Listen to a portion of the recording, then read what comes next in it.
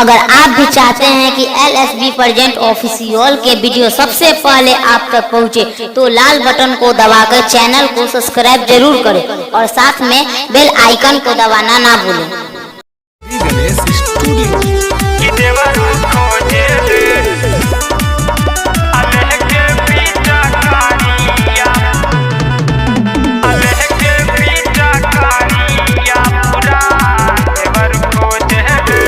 होली में रंगवा के भाव चढ़ल बा महंगा भइल सामान।